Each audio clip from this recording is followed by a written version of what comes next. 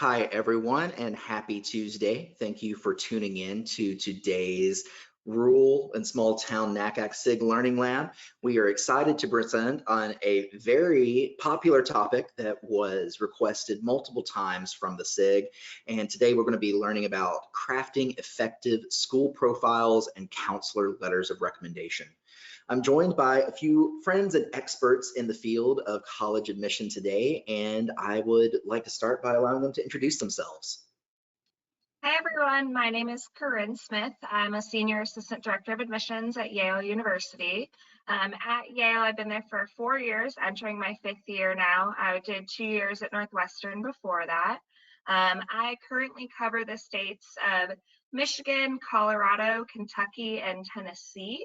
If any of you are from those states, hi, I'm your admissions officer and have been for a few years now. Outside of that, my roles in the office include being our QuestBridge coordinator for high achieving low income students. I am our rural outreach and recruitment coordinator, and I also run our travel program, or many of you might know that as a fly-in program for our admitted students to come to campus in April. I'm excited to chat with you all today.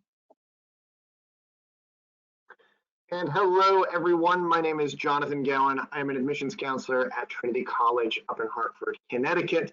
I've been on the Trinity team here for just about 2 years. Prior to that, I worked at Bloomsburg University of Pennsylvania, which is, of course, in the state of Pennsylvania, where I was born and raised. I am a rural student myself, and so this is a topic that is very near and dear to my heart.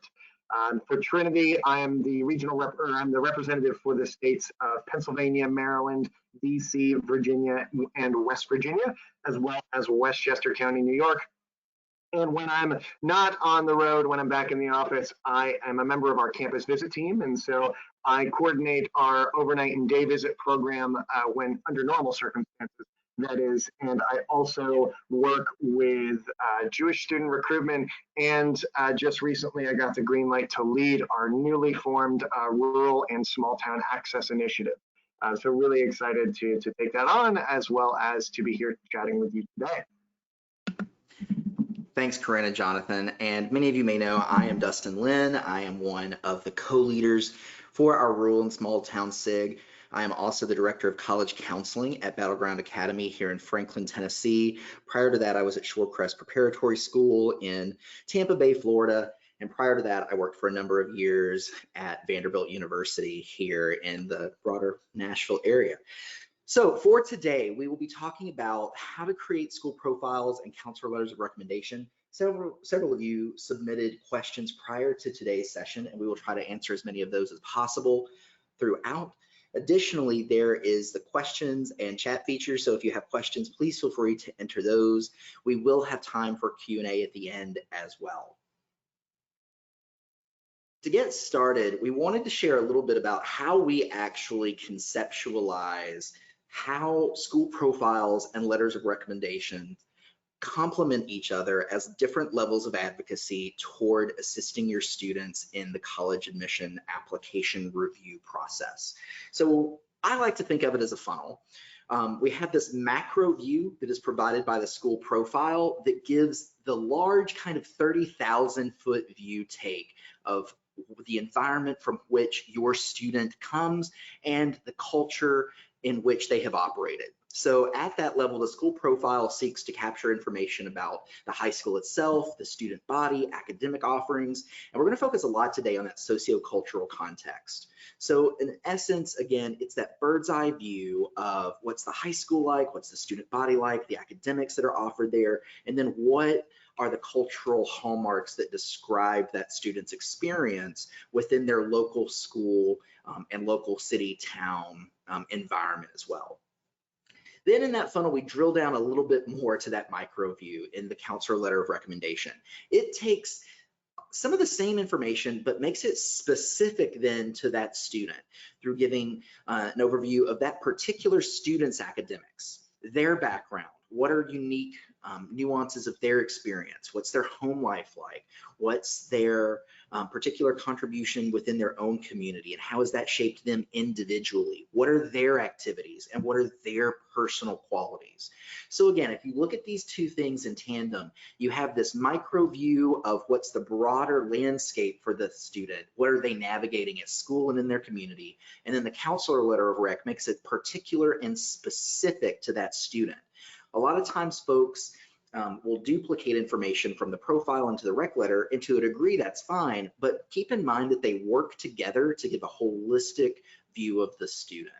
And then of course, it's not listed here, but teacher letters of recommendation then speak directly to how the student functions within the classroom and within maybe clubs, sports, extracurricular activities that that student participates in, where that teacher directly observes that student.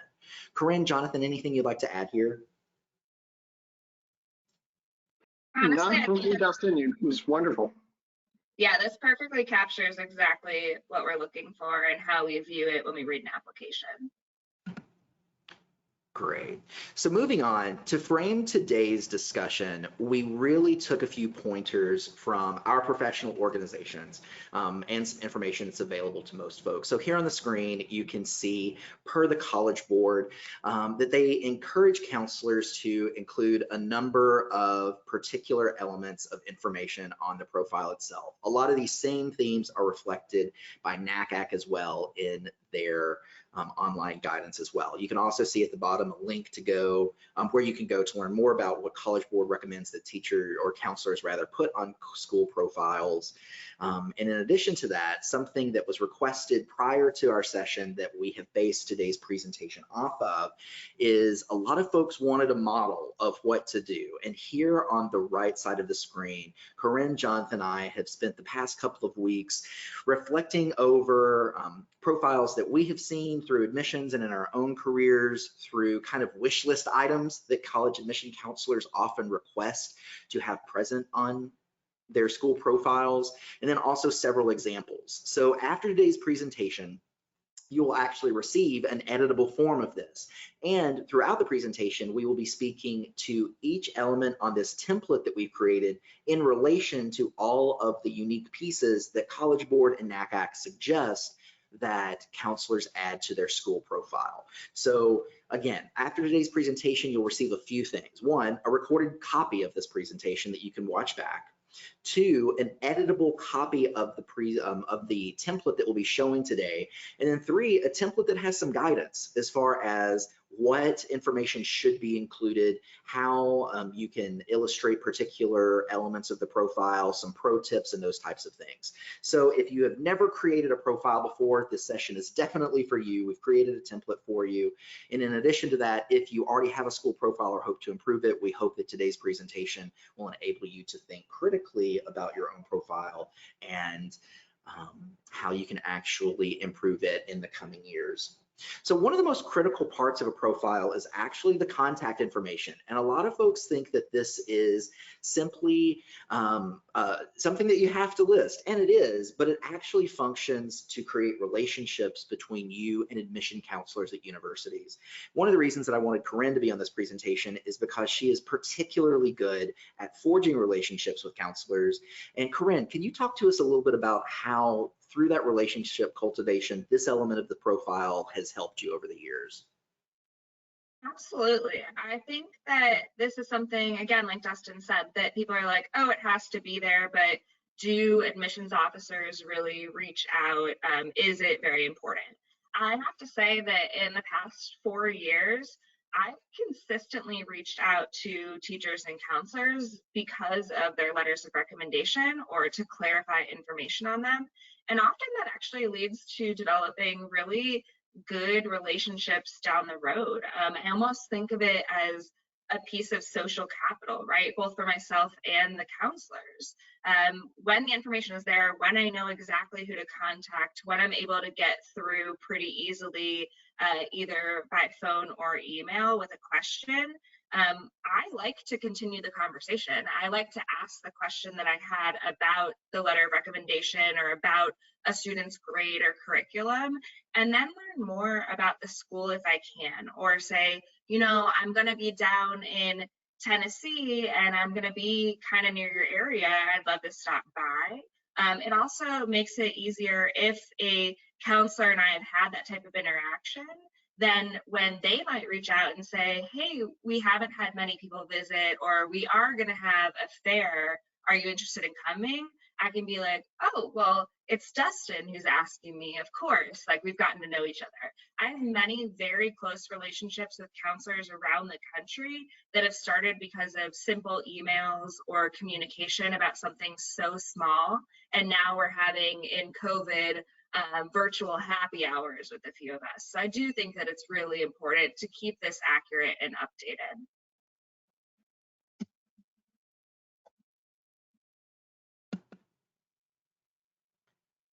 And Jonathan, I know too that in your cultivation of relationships with counselors, that this has been helpful as well. How has this been something that you use?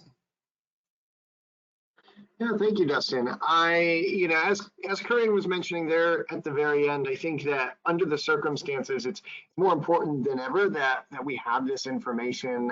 I think for myself, thinking about this year, this spring season, one of the things I've missed most is the opportunity to travel, not just because travel is fun, but because I've been missing the opportunities to either connect with new folks in the field or to reconnect with people I've already met. And so looking ahead, seeing that the writing is on the wall for a more virtual year ahead, I think that, you know, being open to opportunities to connect virtually and being forthcoming with contact information is a great way, as Corinne said, to build that social capital and to build these networks.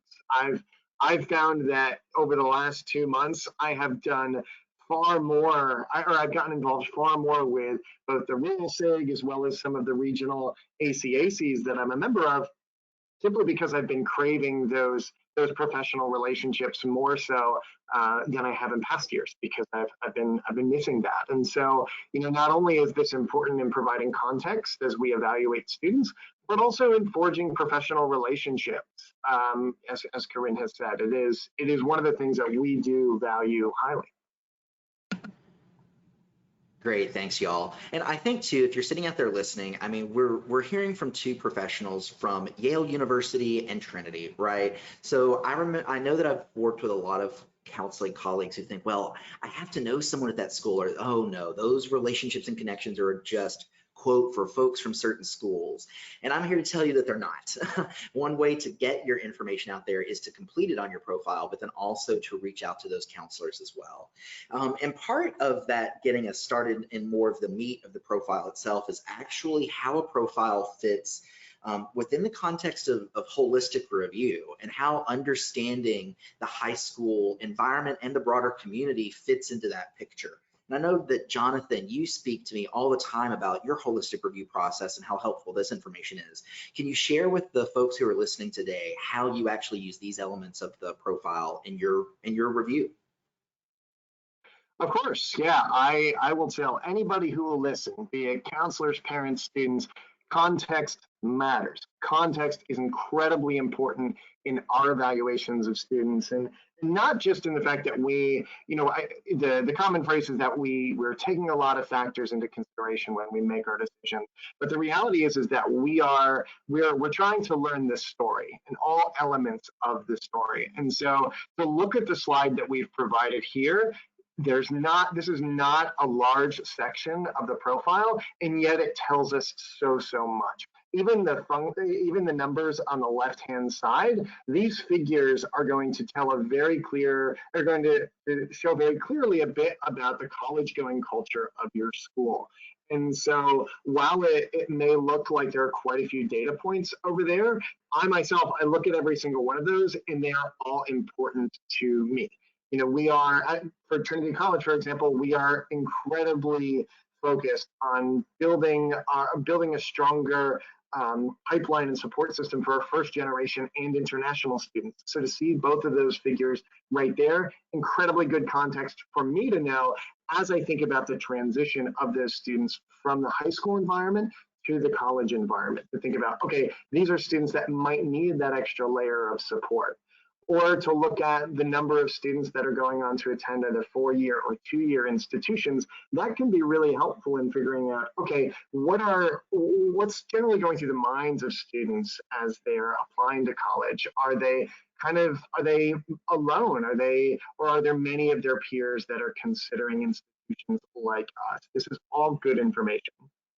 To turn to the text on the right, you may have to look for some of this information yourself. You may need to do quite a bit of research, but I can tell you, again, all of this information is useful to us to get a sense of the environment of where our students are coming from. And whether it's the percentage of individuals that live at or below the poverty line, or to get a sense of how far they might be traveling to get to school. Again, all of these things are parts of the story that we're going to need. And I will say as well that if the information isn't here, if it's not on the profile, we still need the information. We're going to have to find it, right? And so then it comes down to our own detective skills to use Google, to use Wikipedia. And so it's important to remember is like in order to get the most accurate information possible, we like it to come directly from you. It certainly makes it more trustworthy for sure. I echo absolutely everything that Jonathan just said. In fact, Dustin and I were having a conversation last week about how we couldn't find the number of students on a page, and we kept going through, it has to be here, it has to be here, and it just wasn't. And I was like, well, this could be rank 1 of 1, or it could be rank 1 of 1,000. And those are two very different pieces of information. So something as basic as that is so helpful to us. And at the end of what Jonathan said, like, while this does require some work on behalf of the school to put this together, you only have to do it once for all the students, or at most once per year, right? I read 1,996 files last year. So if that wasn't there for those students, imagine if I had to spend the time doing that Googling or Wikipediaing on all of those kids, right? Not that I'm not unwilling to do it, I do it all the time, but it is just so helpful in the way that we read and how much we have to read to have that information. One interesting thing to know about our process is that for the past 3 years, I've served as Yale's rural expert. And as a part of that, I've pushed to put in place kind of this flow in our reading system where all competitive rural or small town files hit my desk. So the person who covers the area reads it first, and then I would read it second for those competitive students, because I know about things like FFA and 4-H, and that they might not have AP exams, and how to evaluate that as the expert. Now, I have to look up information and provide context on where every single one of those files and students are located. That's something that my office expects when we go into the committee room. Where is this? Oh, let's read Corinne's work card because she'll tell us. If this is in the school profile, it makes my job so much easier. And as Jonathan said, I want to trust, and I do trust, the information that you provide about your town more than when I have to go to Wikipedia or search such and such town population. I have to put that information in either way. So it'd be so much more helpful to have it come from all of you. Such helpful information, y'all. And something to note too on this section is that we understand that rural manifests itself in many different ways. Here is actually an interesting example that we provided for rural road high school here in Maine that kind of conforms to the national narrative a little bit more. But what's important to know is that this information also helps admission counselors kind of dispel some of the myths of your situation. So for instance, you'll see that this particular high school is designated as rural distant, but it doesn't always have to mean that it is a farming community. This school that we chose here is, or that we created, happens to be, but this is also an opportunity to help dispel myths about particular areas of the US, particularly rural and small town high schools, so that you can actually paint an accurate picture of your student and your school's circumstances, and kind of avoid those narratives in the profession of what rural actually looks like. And Corinne, it's interesting that you mentioned, wow, I do not miss reading hundreds and hundreds, or in your case, over 1,000 applications during my time at admission. But something I remember during that time is that in addition to the applications being unique, the high schools themselves were often very unique, in particular in the way that they award grades, calculate GPA, and everything in regard to grading, ranking, evaluating students. Can you tell us a little bit about how your experience relates to this part of the profile and the importance of thoroughly explaining grading scales, ranking, GPA distributions, and those types of elements? Absolutely. I actually love talking about this piece because so often, whether it's at a fair or even through our admissions email inbox, students, parents, counselors, teachers, everyone's constantly asking, this student has a 3.9 and took 6 APs. Are they going to get in, or are they competitive? And my response is always, well, a 3.9 out of what? GPA could be on a 4.0, 4.5, 5, 7, 10, 20, 100. 6 APs out of what? A school could have only 6 APs. They could have no APs. They could have 30. They could be AP, IB, dual enrollment, honors curriculum, college prep. Everyone takes the same thing, French curriculum. Who knows? There's so many different pieces. And so one of the most important pieces of the school profile, actually, in my opinion, is this part. The part that tells us what the GPA range is. Is your school weighted or unweighted? Do you provide both of them?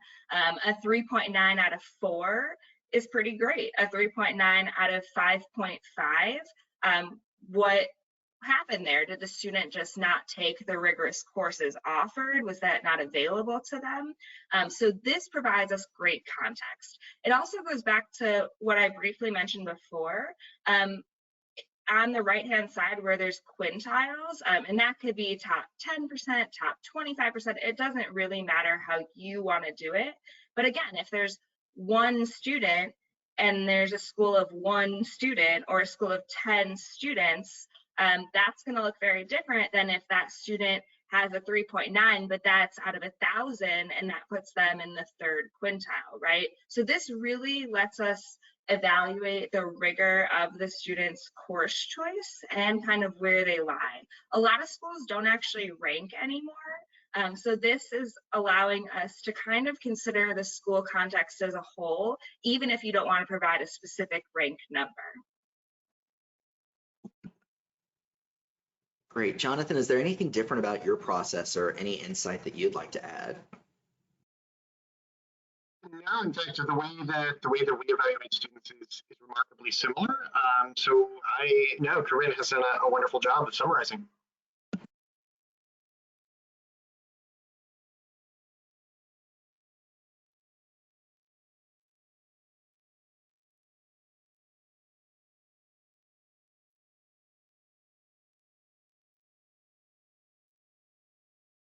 Dustin, you might be on mute. Oh, yep, I was. So thanks, Corinne. So as I was saying there, Jonathan, thanks so much for adding that. And I know something that you and I have talked about previously is that just as high schools are unique themselves and have unique grading and ranking procedures, so are their curricula across various schools.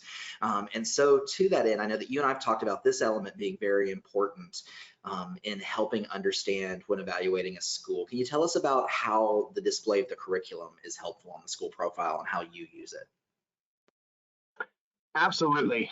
In fact, there are times where, particularly if I'm reading an applicant from a school that I'm not familiar with or perhaps haven't seen in a while, this is one of the pieces of information that I will go straight to just to get a kind of an overview of the academic environment that the student has been educated in. And I would say that this is again, as Corinne has led well into this topic, this is one of the most important pieces for us as we evaluate a student's academic ability. Rigor is incredibly important to us in this process, and understanding what rigor means to you and to your students is a really tricky thing to tease out. And so what we're really looking for is we're really just trying to understand, what opportunities have the student had to challenge themselves?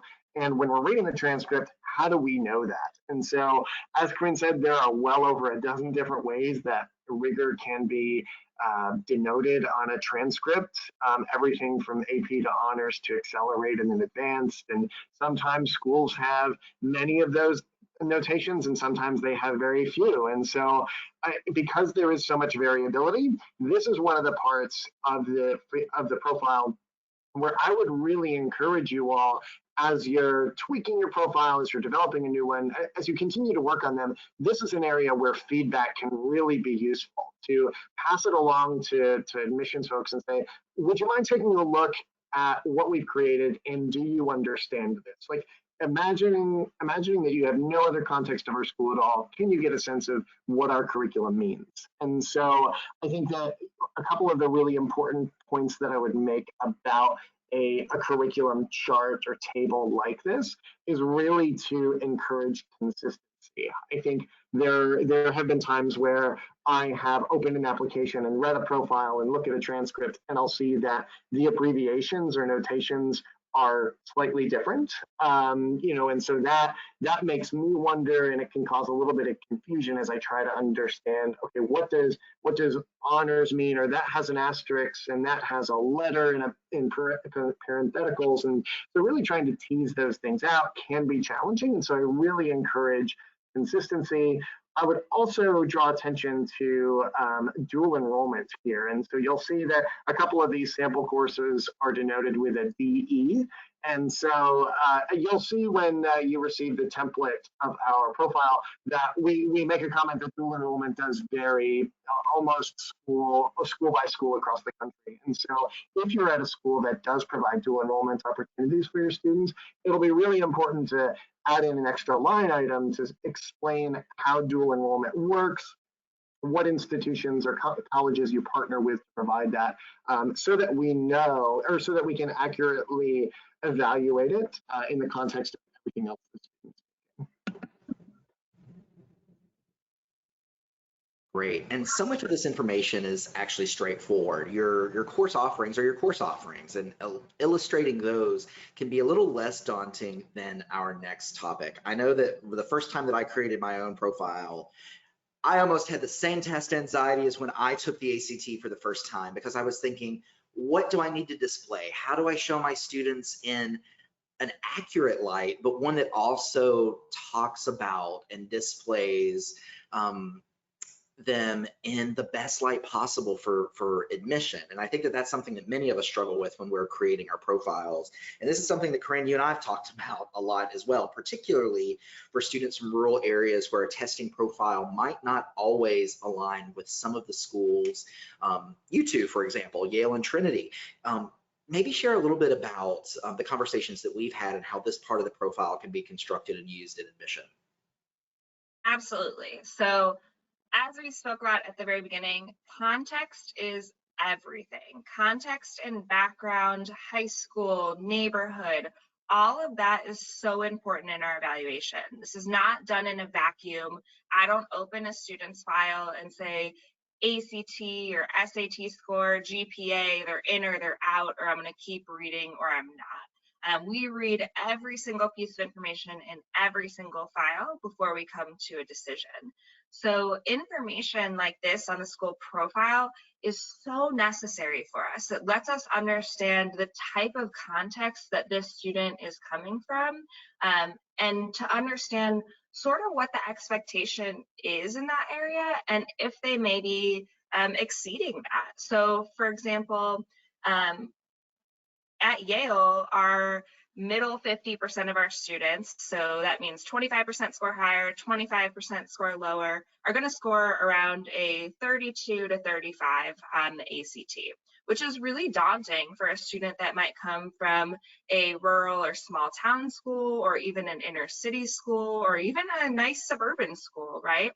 And so if we're aware that, this student that I'm reading has scored a 29, which might be lower than that middle 50% that we have, but the school average is a 19 or a 23, then I can advocate for that student in our committee. I can advocate for that context. I can say a 29 here is fantastic. Look at all that they're doing and accomplishing when most of their classmates are in that 19 to 23 range, right? And even though that's lower, our committee can say, yeah, wow, that's incredible. Imagine if they were here and they had all of these resources and attention on them, right? I also cover a huge portion of Appalachia, and I know that for a lot of schools there, they've never had a student score higher than a 32, right? And that's context that I can bring in. And that can live on the school profile in a way where when I'm reading or when I'm in committee, I can say, hey, go to the profile, check this out, exactly what's on the screen here. And that in itself advocates for the student. Great. And I think too that trust the partnership as far as displaying accurate numbers. And then also, as Corinne said, I know that you might be sitting here thinking, really, does that happen? Without displaying this information, an admission counselor doesn't have the ability to then fight for a student who we often call them students who outperform context. And without seeing the context, some of you might be thinking, well, maybe it looks better for the student if I don't display this. That could actually hurt them, because in that situation, they're not, the admission counselors are not provided the context to then say, this is how the student outperformed it. So that's one of the reasons that this section becomes really important. We've so far talked about elements of the application and the profile that are pretty flat, if you will. And we'll talk about this idea of flat versus 3D a little later in the presentation. But one of the other things that's super important beyond the numbers, beyond the grades, is actually how your students engage outside of the classroom. Clearly, we understand that students are more than their grades and their test scores. And that extracurricular piece is something that I know that Jonathan values a lot in the application process, as does Corinne. But I recently had a conversation with Jonathan about how this portion in particular helps you advocate for students. And I was hoping you could maybe share a little bit more about the extracurricular activities and community service section. Of course. We say the word holistic so often in this line of work, especially here at Trinity. We really do embody the holistic process, and so we rely very heavily on, at least when we're evaluating the student, we rely on that activities list in the common application. However, again, thinking about how context matters, a great way to sort of prime us as admissions officers and to give us a sense of what we might expect as perhaps the norm or the opportunities available for students that we might see on that activities list, is to include a bit of information here on the profile. The amount of involvement and the amount of opportunities that are available to students, again, this varies incredibly widely across the country, but as much context as you can provide us here, it would be helpful. Now, this could mean, as we have very clearly listed here, it could mean the clubs that are available for students to join. I could also encompass athletics, as we have listed the different JV and varsity options available.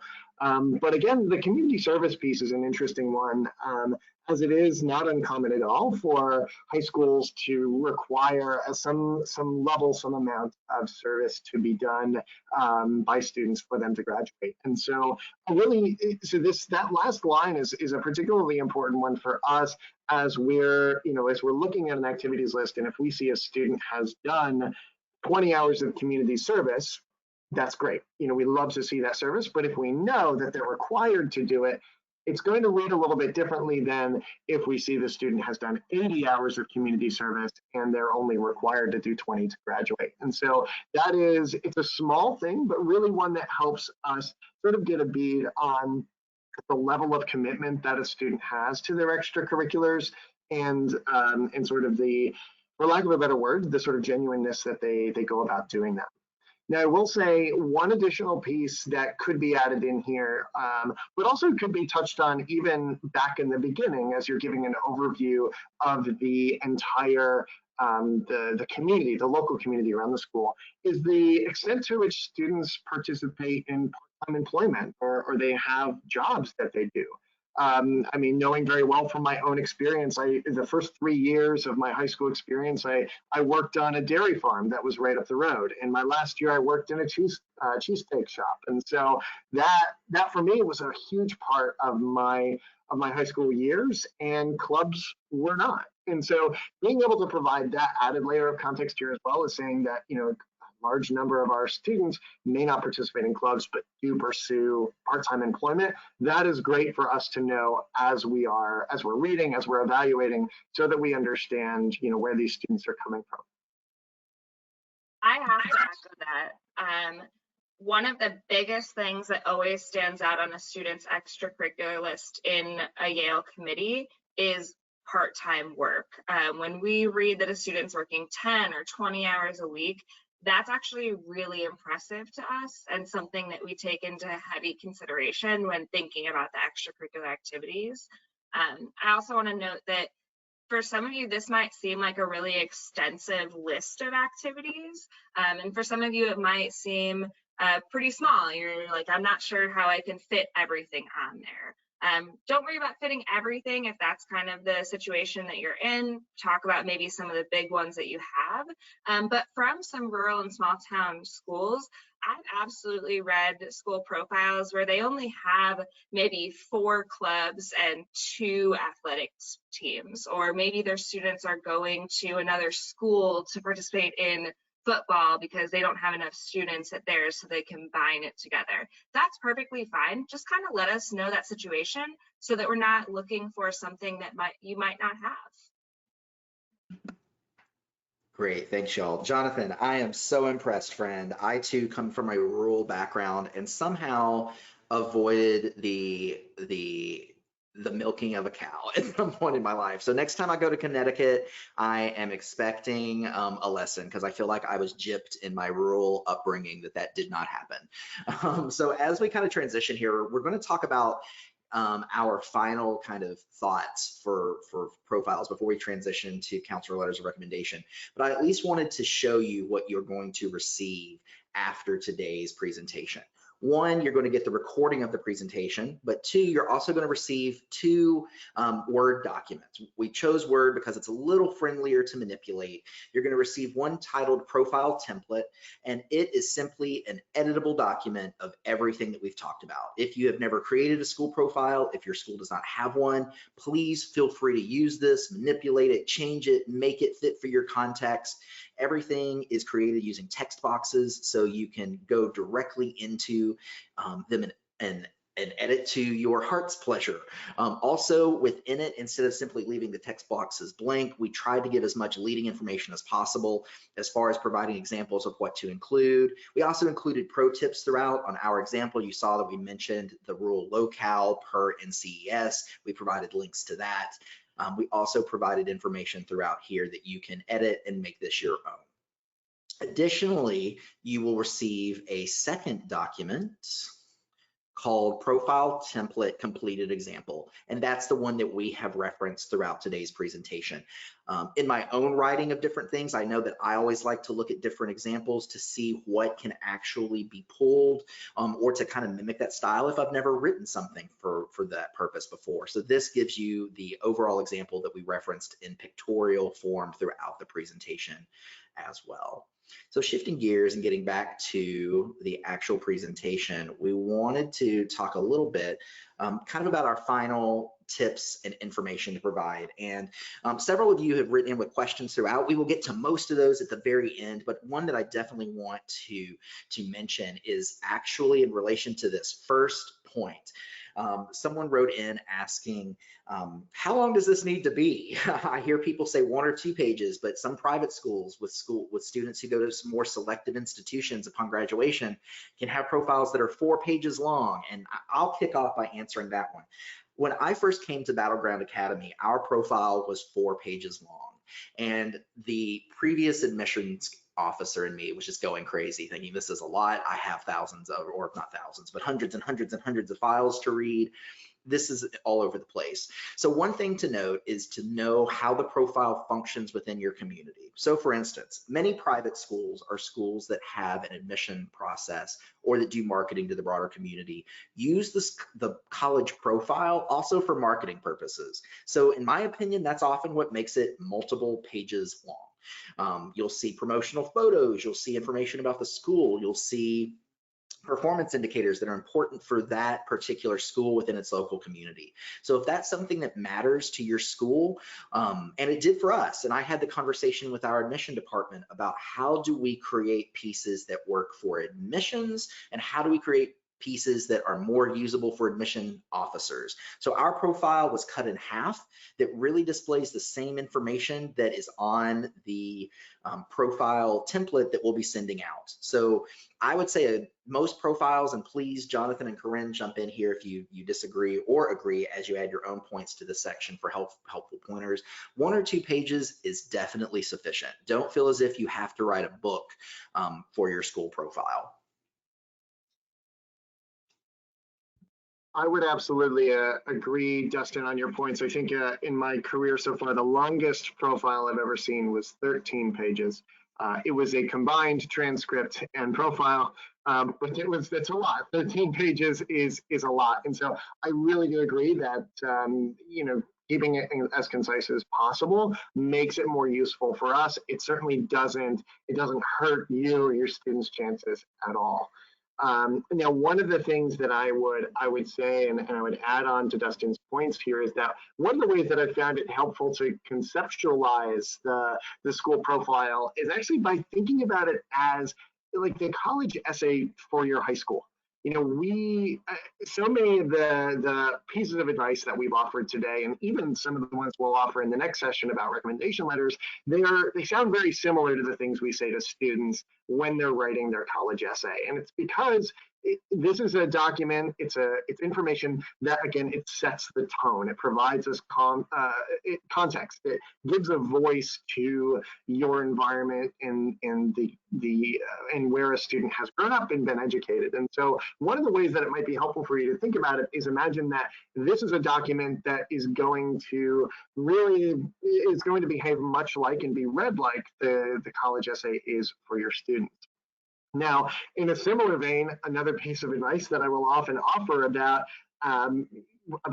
rewriting the college essay is to do multiple drafts and to get feedback. And so, as I mentioned before, when we were talking about the curriculum, as you tweak or update or continue to develop your school profile, feel free to reach out for feedback. I think that, we will be kind and we will be honest, and we're also very open to be helpful, because we know that the revisions, the edits, they're only going to be helpful for all parties involved. We're on your side and we're on your student side. And so that is that's another one of those things that I would certainly offer. And to comment on the bullet points here, I think that charts and graphs, visuals they can be absolutely useful. I think that it's one thing to be, keen on is striking that balance between text and graphics, and that's certainly an area where feedback can be helpful. But it's nice to break up text with those visuals if it's relevant and if it is necessary. And I think that in this day and age, more than ever, drawing specific attention to changes in the curriculum and grading are going to be incredibly important over these next couple of years as we continue to work our way out of this situation. So I think that the more you can draw attention to big changes that are impacting your students, the better off that we will all be, for sure. Yeah, and just to briefly add, I just opened up a file while my awesome colleagues were chatting, went through. It actually did not have a school profile, and it was 38 pages. So that's pretty standard for what we might read on one student, at least in the work that I do. So imagine 38 pages plus another 13, like Jonathan just said, and that's a lot. So 1 to 2, perfect for what we need it for. I also just wanted to highlight this print dark ink on light paper. One of the things that weirdly always gets me is that there are a lot of times schools want to put their mascot or their emblem, and that happens both on profiles as well as letters of recommendation. And I actually can't read the letter because the way that it prints or the way that it uploads into our system, the ink is just so dark on that emblem in the background that it makes it impossible to read what's there. So I'd forget about those altogether and just keep it simple. Let us see it. Let us see the information. Awesome. So shifting gears, then we're kind of going to go down in that funnel a little bit. We've talked about that macro view. Now we're going to switch gears and talk about the letter of recommendation and how different parts of the application actually, or the counselor recommendation in particular, function together to advocate for the student. I like to think of this as the piece earlier when I mentioned that parts of the application are more two-dimensional, and those pieces are typically the scores, the grades, the GPA, but then also the standardized test scores, the ACT or the SAT. Now, clearly, those pieces are incredibly important in the college application. But beyond that, they're kind of two-dimensional. After a student has demonstrated their academic abilities, it's kind of, now what is the question that a lot of folks ask. And I think that through the other pieces, the counselor recommendation, the activities list, the resume, through the personal statement, through the teacher recommendations, that's where students become three-dimensional, and how admission counselors see how those voices, those young three-dimensional people become or can become ingrained pieces of their campus communities. Jonathan actually, through Trinity, developed this graphic for us, and I love how you and Trinity talk about how counselor recommendations fit into this broader piece. Can you tell us a little bit more about that? Absolutely, Justin. So what you're seeing here, this is part of a graphic that I actually have as a slide in every single one of the workshops that I do for prospective students. And the reason that we've developed this is that as we talk about our application and all the different pieces that go into it, I'm sometimes met with the blank stares or the overwhelmed looks on students or parents' faces. And so we put this together to conceptualize for students, here are the dimensions that we are considering when we're going through the pages of your application. And that is, we're considering academic pieces, co-curricular pieces, and personal pieces. And the great thing about the letters of recommendation, and also the personal essay, but primarily for today, the letters of recommendation, are that they're in a unique place in the application. They draw on all three of these elements. That it's an excellent opportunity to draw connections between them, to comment on a student's personal qualities, on the academic qualities, and also a bit about their leadership and how they've been a really strong community member. And so, I know for us, a big part of our committee process is we have to be able to answer the question of what kind of a community member will this person be on our campus. And so we find that the letters of rec are a great place to answer this question and draw on areas that fit into all of these dimensions of a student's identity. And so I hope this is helpful to sort of conceptualize, again, that three-dimensionalness of students. Well, and one of the other things that really is helpful in understanding what a counselor recommendation is understanding what it isn't. So as I mentioned earlier, part of that funnel, when you go down to the micro piece, is the teacher letter of recommendation, as it talks about the student, particularly within a classroom or within direct experience with the teacher. So my colleagues are going to talk a little bit here, and I hope that you'll share what are the nuances and differences between the counselor rec and teacher rec, and how do they function separately and together at the same time. Awesome. So I'm going to start and talk briefly about the counselor recommendation. So just a little background on me. I'm from a small town, about 8,000 people, but I definitely wouldn't consider it rural. But where I'm from, basically they take students from 10 different towns, and they all go to one really big high school. And so in my graduating class, there were 1,200 students. I did not know the person sitting next to me at graduation. There were 4,600 of us total in the high school. And so I try to explain to students when we talk about recommendations in the sessions that we give that a lot of students actually won't know their counselor very well, if at all.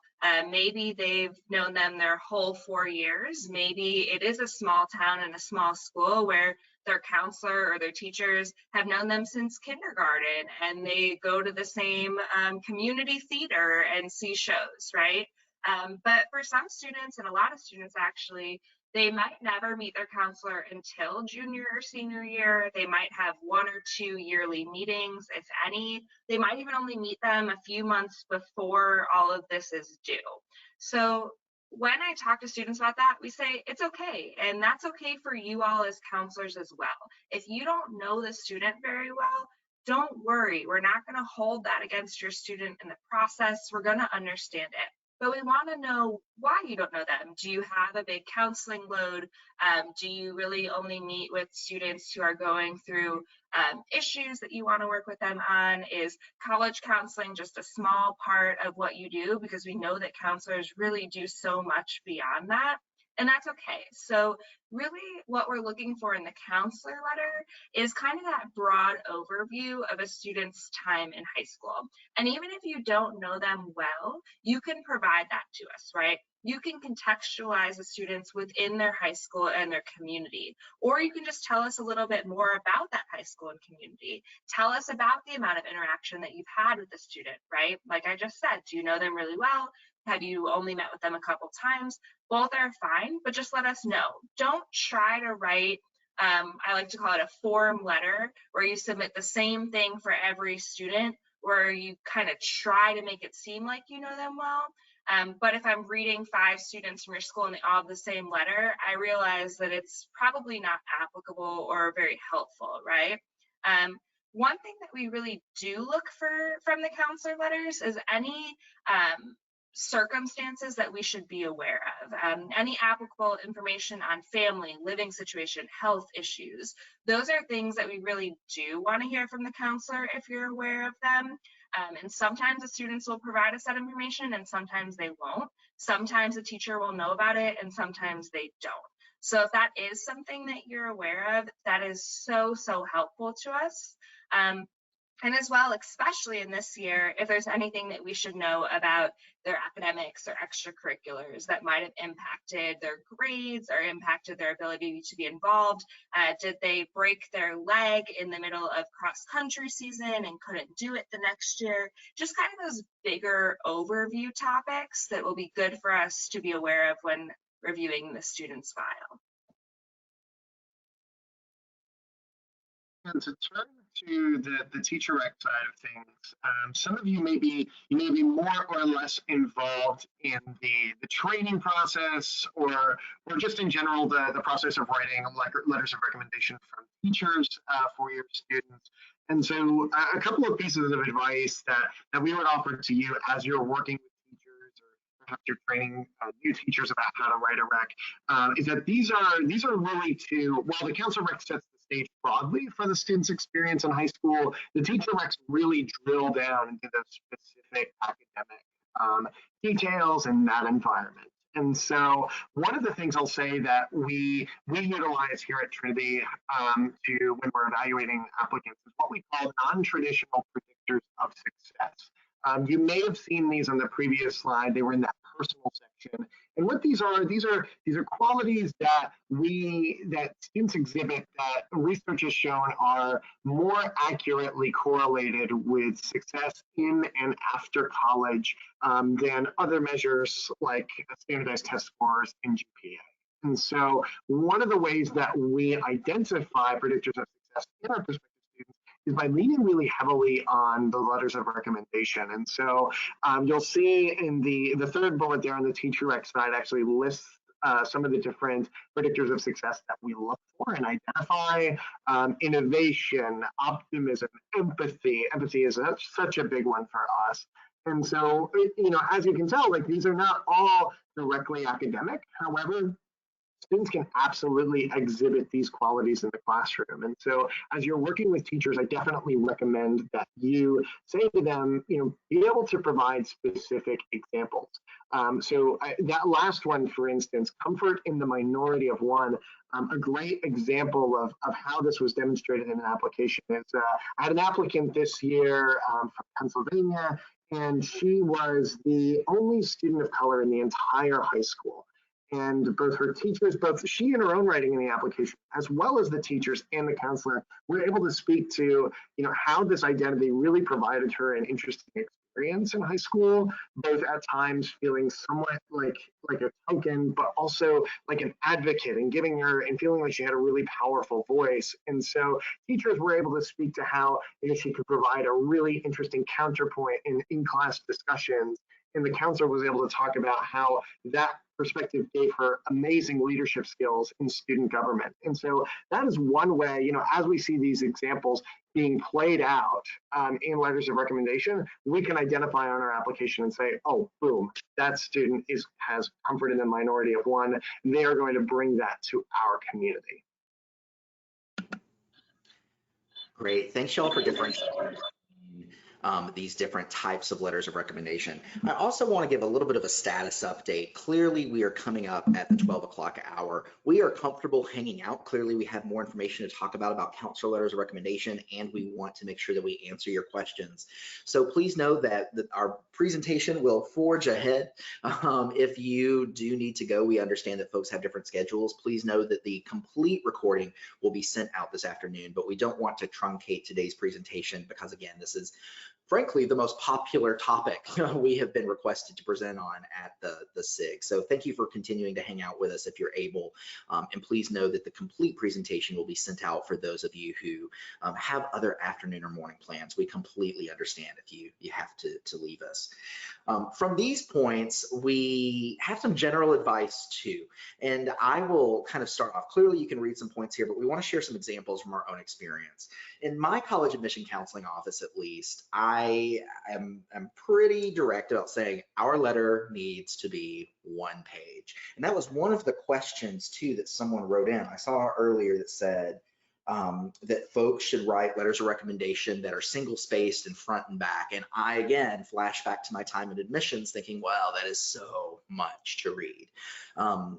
Length it's kind of like in that college class when you're assigned an essay and you ask the professor, well, how long or how many words does this need to be? And the professor says it needs to be as long as it needs to be.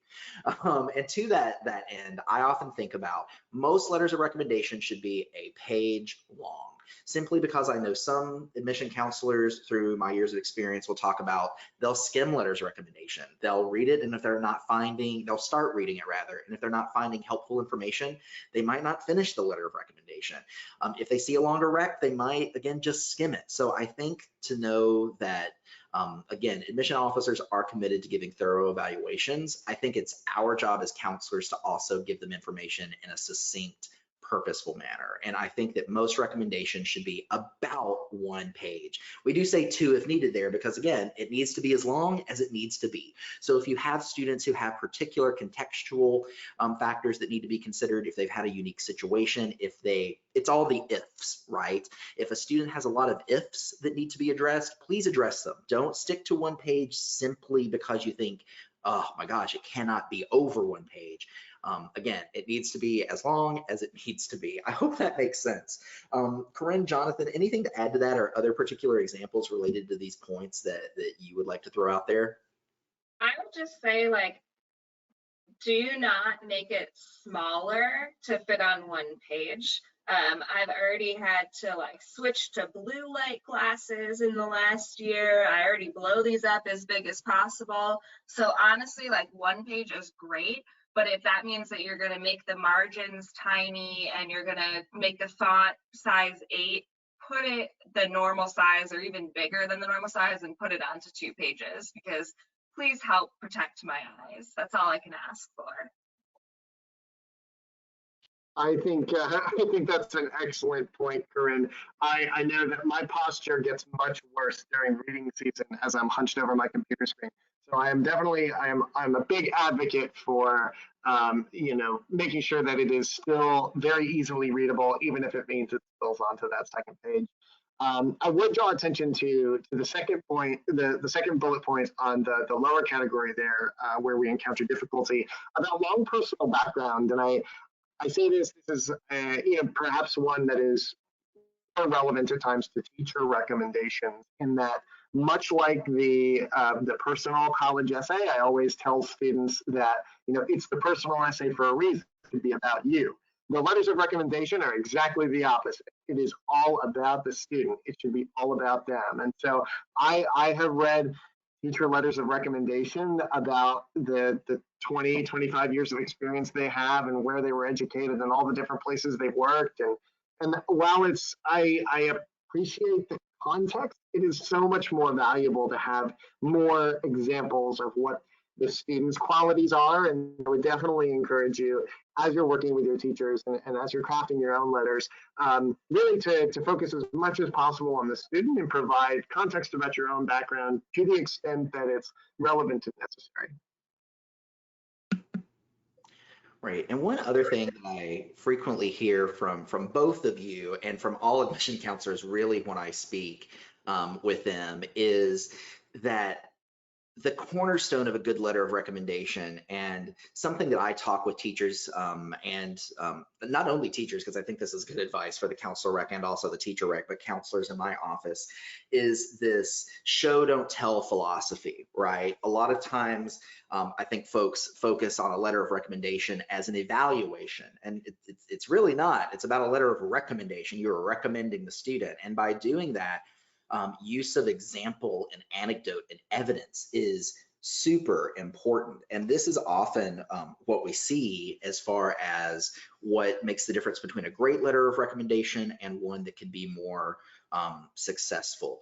Do either of you have any information to share as far as kind of what you all frequently see here versus what you need in those letters of rec? I would say that it seems like every year there's an adjective that seems to come out more often than others. It's the year of this particular adjective. For the 2019-2020 cycle, it was affable. I can't tell you how many letters I read where it would open with, Jimmy is an affable, enjoyable student to interact with, or Suzanne is this affable, pleasant, positive leader. And I would say that, I think the descriptors are great. I'm not saying don't use adjectives, but I would say always be able and willing to back up every single adjective with a specific example. Just as using the framework that we've provided here on the slide, this is much more useful and justifiable for us when we go into committee and we can say, this is what the student's going to bring to our community, and here's how I know that. Completely agree. For me, I always see Renaissance man or woman. That's like the one of the last 4 years, I think. I think that this piece is really hard, both on counselor and teacher letters of recommendation, because unlike the school profile, it's not something where we can give you a template and you fill it in. That actually does the students a bit of a disservice in these selective processes. And I know that that is hard, right? Especially when you have so many other things on your plate. I think that the best thing you can do is be honest, especially if we're going back to that very beginning and talking about forging relationships and that contact with your admissions officer. Maybe it is a really standard letter because you don't know or don't like the student, but you don't want to say anything negative, right? But then that year or the next year, you write a glowing letter saying this is the best student of my career or the best reader or writer that I've ever had. That's helpful, right? We learn you, we learn your school, we learn your letters. So even those types of differences are things that admissions officers pick up on. I really will highlight what's here in the slide though. I often see, for example, I have a school where we get about 6 applicants from them each year, and every single applicant is the best at something. this is the best writer in the class. This is the best collaborator in the class. This is the best public speaker in the class. And just writing that they're the best at something isn't necessarily going to make them pop in our process. But if you say this is the best collaborator in the class because any person that I put at their table, they can get chatting and get engaged in the process and they can teach them, that takes it to a whole other level where I can picture them in one of our classrooms. And that's what we're really looking for, those examples of what you're saying. So I would think that whether the letter is half a page, 2 pages, make sure that whatever you're writing is kind of backed up by those specific examples.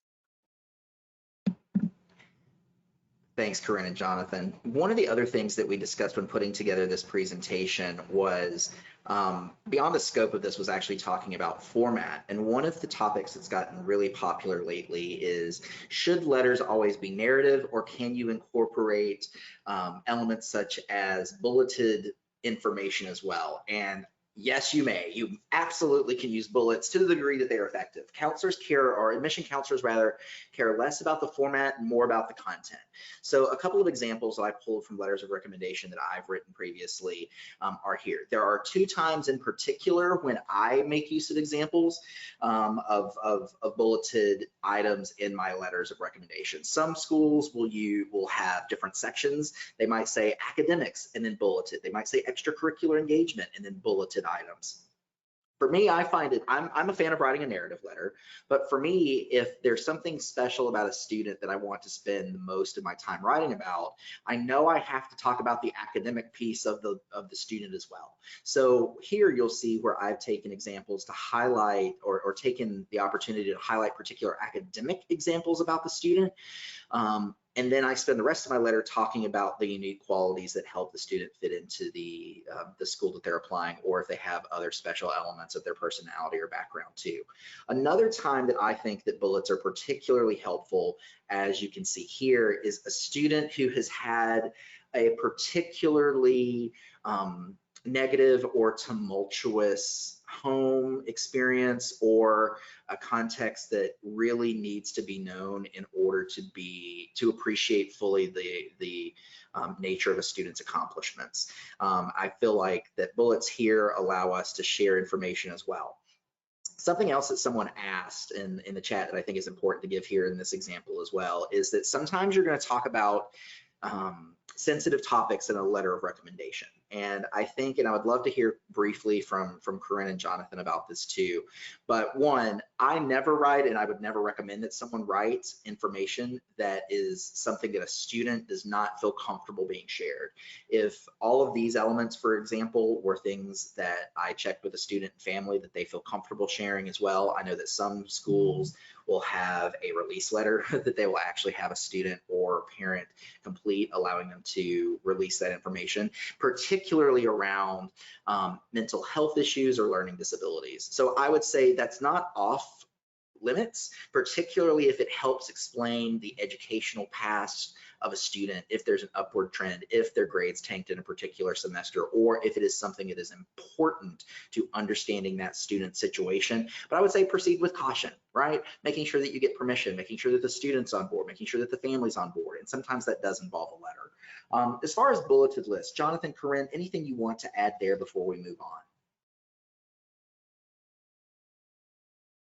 I would jump in here and say that one of the benefits to reading a bulleted list is that just like reading a resume, it's really easy to just jump right to a specific example. Of course, most of us will have some kind of highlighting tool to draw attention to particular points of interest as we're reading. But, I think that there is definitely something to be said for just the ease of navigating a bulleted format. And then the other just small points I would make is just about the sharing of some personal information. In fact, just this morning, I did a virtual high school visit to a school in Virginia, and I was talking to the counselor about upcoming changes to the Common App and additions of new questions related to the pandemic. And the counselor made a great point about wondering, to what extent, they would be able to share elements of how the situation impacted the student's experience. And I think that, my answer then is the same as it is now. And, the truth is that it's up to the student. It's all about that partnership and determining, what's appropriate, what's necessary, what do they feel comfortable being shared with us and on the college side.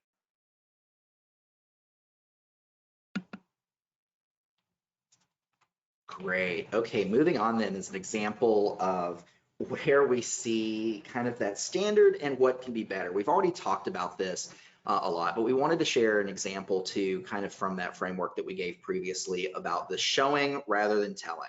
So again, per what Corinne said, it's the best student this year. It's really about why. And you can almost think about this as a thesis if you want, but this particular example gives concrete evidence to support the claim that the student is the best encountered in 5 years as well, and what that actually means as far as that student's unique contributions in the classroom and what they're seeing. You can see how the counselor, whoever's reading this, is able to have a better sense of why that student stands out rather than just relying on the fact that the student is or is not the best, if you will see. All right, moving on as well. So we're getting to the point that we're going to talk about some Q&A and some other things. We did want to point out, kind of going back to the topic of profiles for just a moment, there are a few examples from NACAC. They have the member example profiles, and here are 4. You can see mine hanging out there in the back, but these are examples of profiles from across the country as well. So please feel free to use the template that we're going to send out and the information that we provided, but please don't look at it as the end all and be all of examples. If you want to look at others, this is a great website that you can check out where you can search for different profiles from schools throughout the country. You can look for your own local area if you want some other examples of profiles, what to do, what not to do, and you can make your own conclusions based on what we have talked about today. NACAC, in addition to the website that we showed you earlier or the link to College Board, they have their own best practices guide as well, and this is an additional resource when considering your own development of your letter, or excuse me, of your school profile too. Okay, we've gotten lots of questions and answers, questions rather. So as we move into our Q&A section, please know again, if you need to go, we understand. We will be sending this out though, but I want to dive into some of these questions. The first one that was submitted online today was, I noticed that you want the percentage of first generation college. How do we define that and how do we find that out? So I will start with that. What's interesting is colleges will define first generation status differently from school to school. Overall, the most popular definition that I have seen that colleges use, and Corinne and Jonathan, please feel free to add in here if you disagree or have other information, is that one or both, and again, that's important, one or both of the parents at home did not attend college. So for instance, some colleges will define it in that manner, meaning that if both of the parents did not attend college, that's first generation. If a student has one parent who did go to school and went to a 4-year institution and graduate, but the other parent did not, that's first generation. Again, so you see those different examples. The most common example I think I see, however, is neither parent attended and graduated from a 4-year university. Corinne, Jonathan, anything to add to that? You hit the nail on the head, I think. For us, it is definitely neither parent graduated from a 4-year institution. So they could have a 2-year degree, they could have a tech degree, but no 4-year. Sometimes if, let's say, I was reading an applicant and one parent graduated in 2018 from a 4-year program, that's something we take into consideration when we're reading, but it's not something that I would ask for you to indicate as first generation. And first generation often gets confused with first generation to the United States, or parents that have a degree from another country but can't use it here. That is not first generation in terms of what we're referring to, at least at Yale. Great. And that second piece, oh, sorry, Jonathan, go ahead. No worries, no worries. I would just add, I would echo our definition is the same, but what I would encourage you to do is that, however you decide to define first generation, it'll be important to note that on the profile and to clearly say, is what we're saying first generation is. The same goes, and then of course, as Corinne noted, denoting mean in fact first generation to college. But that's all I have to say on that. Great. And as far as collecting that information, schools do it differently. At Battleground Academy, for instance, we have a survey that students complete before their junior one-on-one meetings with us. And in that survey, we ask educational attainment information for each parent so that we can then on the back end match their answers to the definition of neither parent attended. So instead of simply asking, are you first in your family to attend university, or are you the first, will you be the first person in your immediate family from both of your parents to attend and graduate with a 4-year degree, we ask them about parent 1 and parent 2 or whoever is at home. And then we build that definition into our profile on the back end. Another question that we got for Jonathan and Corinne, how do we account for the fact that special education, career, and university students are all listed in the GPA list? This is something we hear often. This creates a distorted view that makes a student completing our most rigorous course load below the top 10%. So if I'm reading this correctly, it's students who are taking less rigorous courses who have done well within those will often push students who have completed more rigorous coursework out of that top 10%. How can they go about displaying that in letters of rec and their profile? I think that's a great question, one that comes up a lot, and one that can easily be added kind of to that curriculum piece of the school profile, whether it's part of a graph or if it's a separate italic or star underneath it. I think that you can also address that in the letter as well. And I wouldn't worry about putting it in both places, like better to be in 2 than none, right? I would also say though that is a reason why a lot of schools have weighted GPAs, and a lot of them have both weighted and unweighted exactly for that. Because a student could have a perfect 4.0 unweighted, and another student has, let's say, that 3.9, but the 3.9 did take more rigorous classes. So then if you push that onto the weighted scale, the other student might still have that 4.0 because they got all A's in their class, but that student with a 3.9 who took more rigorous classes might end up having a 4.4, and then it displays it that way in terms of rigor. So just one thing to think about. I know that's a little bit complex potentially, but that is a big reason why schools have weighted GPAs. Great question. That was actually the reality at my high school, so I appreciate that. Our next question, in a school with a very high number of students ranked number 1 and each of them has a 4.0 out of a 4.0, do test scores matter more? In other words, how do you differentiate with so many in that number 1 spot? Corinne, this is Jonathan. This is something Corinne and I were just talking about, so I'm sure you have something to add too, but Corinne, do you want to jump in here and then Jonathan add on as well? Sure. I think that it happens a lot, and it really speaks to what my job is, right? If there are 40 students with a 4.0, it is my job to go take a deeper look at that transcript, right? Let's say the school had 15 APs that they offered, and one of those 4.0 students took 4, and one of those 4.0 students took 9.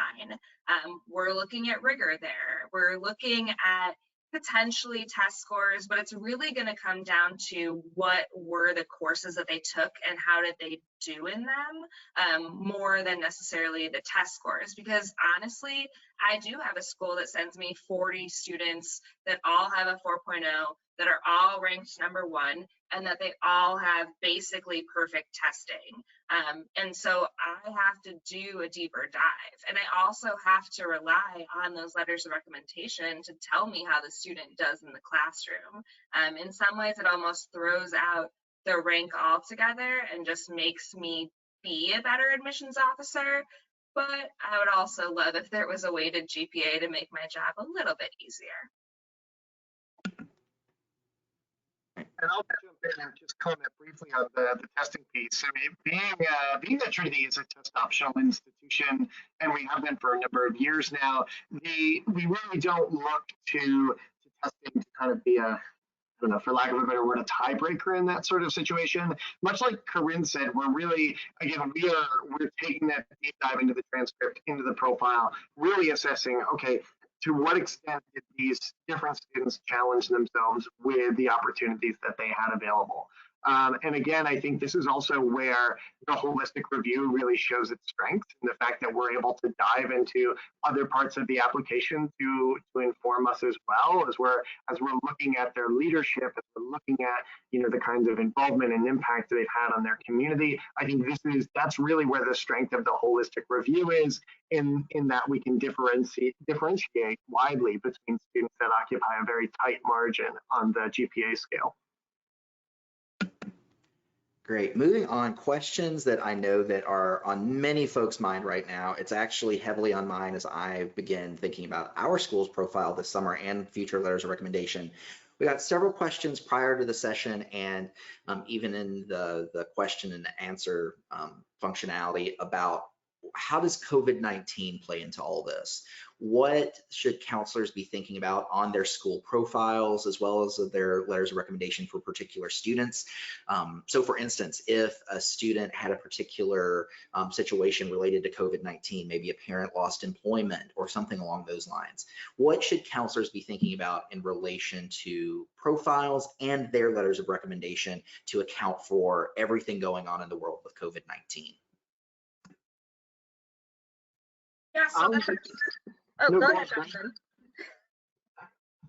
So I would say that actually, the framework that Dustin started us off with today, thinking about the profile and the rec letters as a macro and micro level assessment of the student respectively, I think that's kind of a good way to approach thinking about these, is that, there are going to be broad institutional impacts that affect the way that your school is operating, whether it's the schedule or the grading process or both, or even beyond that. And so I think the profile is a great place to talk about those really broad sweeping changes that are affecting all of your students. And then, as you get into the letter, approaching it from that micro perspective. And of course, if it's certainly personal information to the student's experience, getting their permission first and asking if it's appropriate to share those things in the letter. But again, diving into, how those broad changes are impacting that student's experience in particular, be it academic difficulties, personal difficulties, what have you. I'll also add that one thing y'all might not be aware of yet is that both the Common App and the Coalition App are planning to add a new question this year, both for students and counselors, to talk about how COVID-19 might have impacted the school or their curriculum. And for counselors, I think that, again, this might be something that you can standardize for all of your students, like, hey, we went to pass fail, or we ended the semester early, or things like that. But that'll give us really good context that is helpful. And I actually really like that the Common App and the Coalition App are taking the initiative to do that ahead of time.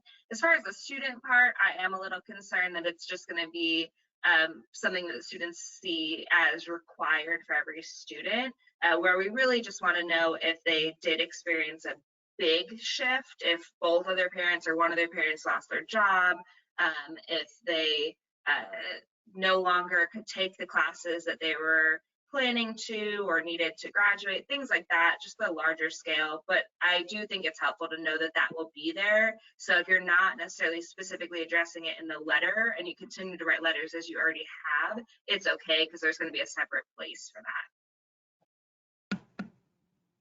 Great, thanks y'all. Next, should career and technical education courses be listed in the course offerings chart? I can take that.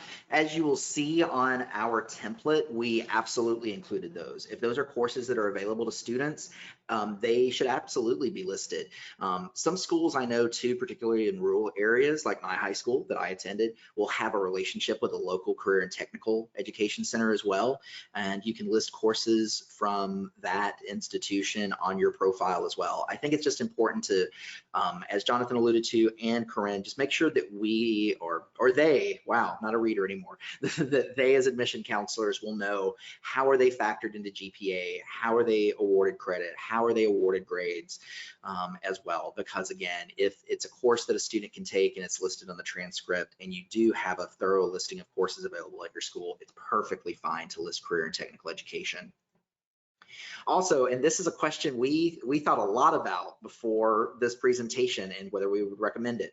So Corinne and Jonathan, is it relevant to list colleges where students have been accepted in the past 2 years? And also we'll sometimes see this in the form of a college matriculation list. What are your thoughts on that? Well, I'll start us off here. I think that I have a lot of different thoughts on the matriculation list. I think that it can be useful information in certain settings. Now, in my own personal opinion, I don't necessarily believe that it's the most useful information to have when I'm evaluating a student. Because I'm not basing my or our decision making off of the past application behavior or enrollment behavior of other students. I think that, where the matriculation list might be useful for me as a rep, if I'm traveling to a new region or looking for new schools to visit or just, trying to expand a bit, I find that it might be useful in that it can tell me a bit about the college going culture of the place, as to whether students are going further afield in their college choice, or if they're staying pretty close to home or what have you. I think that kind of information can be useful, and this can also be really useful for you all in crafting reports to go to higher ups and administrators at your individual schools. I think the information does have its uses. However, when I'm evaluating a student, all of the information we've already talked about so far is vastly more important than this information. In fact, in the past, when I've been asked about this, I've usually recommended to counselors that certainly create a matriculation list and have it as a separate document, but it doesn't necessarily have to exist in the profile that's submitted to colleges.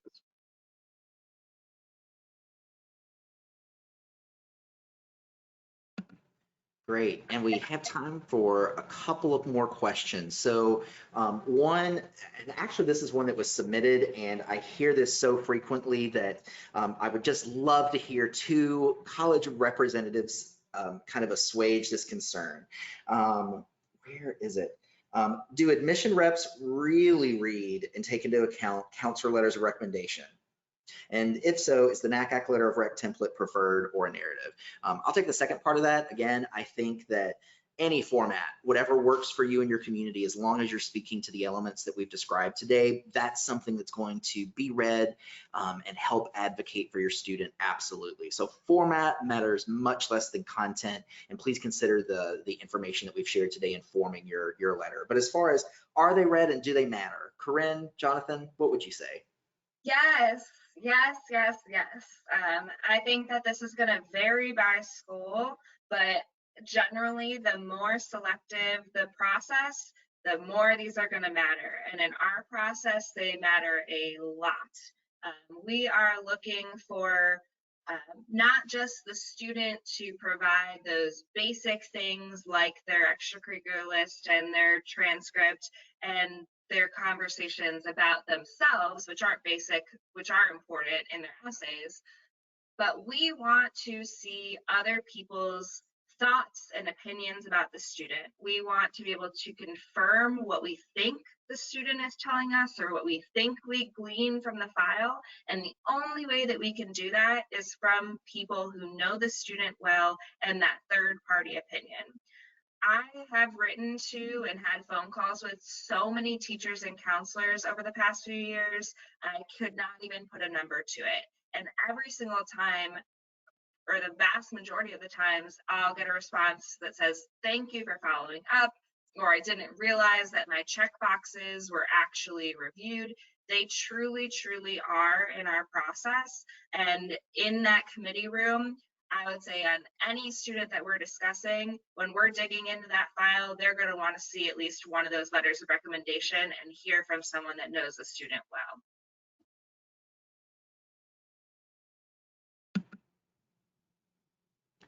Great. And given time, I feel like we have answered most of the questions that were submitted to us either prior to the session or online today, or we addressed them thematically throughout the presentation as well. So again, please know after today's presentation, you will receive a copy of this presentation that you can view and listen back to. You'll also receive both of the templates. We understand that in an hour and a half, we've covered a lot of content, but we might not have answered all of your questions, or you might have follow-up questions. So please know that here's our contact information. If you have additional questions, please do not hesitate to reach out to us. We are more than happy to interact, to answer questions to the best of our ability. Also, many of you hung out until the bitter end with us, so we appreciate you and we hope that you found value.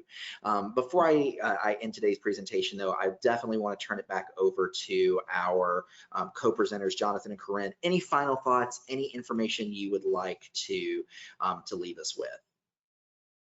First, I want to say that Dustin is amazing, and I have to give him all the props in the world for taking the lead on these school profiles. So if you're using them or using pieces of it, really do send a secret thanks over to Dustin, because he's amazing. I also want to put in a very quick plug for our Yale podcast, which launched last week, particularly for counselors that might be on this call. We are addressing a lot of big behind the scenes, inside the admissions office pieces that I've never heard anyone talk about before. The first 3 episodes in particular, we're diving into how we break down our reading process, what it's like to go through that process, who reads files. The second one, we actually go inside of the committee room and you can hear snippets of the conversation that our committee has about different students. And the third one addresses COVID-19 and some of the changes we made, and you can hear directly from our Dean of Admissions, Jeremiah Quinlan. I will send out an email to the full SIG about the podcast, but I think that this is applicable way beyond Yale, and just to get a sense of what is happening and how some of these things that we talked about today can impact the process. You can check that out on any podcast platform. I have it on my iPhone podcasts. You can download it. It's obviously free, and we have a lot more information to come. I'll say that I am looking forward to receiving that email, and we'll be looking for this podcast on Spotify. But to just comment on the topic at hand, I think what I would reiterate is something I said earlier, just about the importance of relationships in this process. I know in the minutes before this presentation started, Dustin and Corinne and I were just commenting on the fact that we were glad to have this opportunity to come together and work together on this initiative and to work with folks in rural areas. And so, I think that if there are more opportunities to connect, if you're looking for support, if you're looking for more information, I think don't hesitate at all to reach out to us. I know, more than ever before, I'm looking for relationships, looking to build more relationships with folks across the country. And I think I can speak for my colleagues in that we all are. And so definitely feel free to reach out to us, but I thank you all for your time and attention, and for both Dustin and Corinne in their work in this presentation and providing the template. Corinne, Jonathan, it is a pleasure working with you all, specifically in uplifting counselors and students from rural areas as well. This is very rewarding work. We hope all of you who tuned in this morning or afternoon, wherever you are, found value in this presentation. Please stay tuned afterward for the follow-up, and if you have questions, please reach out to us. Thank you too, especially for the work that you do on the ground in your rural and small town spaces supporting your students. Clearly, we know that they face unique challenges, but also have amazing opportunities ahead of them. And they will not be able to navigate this process without you. So thank you for the tremendous work that you do as school counselors, career and technical education guidance folks, and just everyone who's tuning in. Thank you so much. We appreciate it. Have a great week, and thanks again for listening.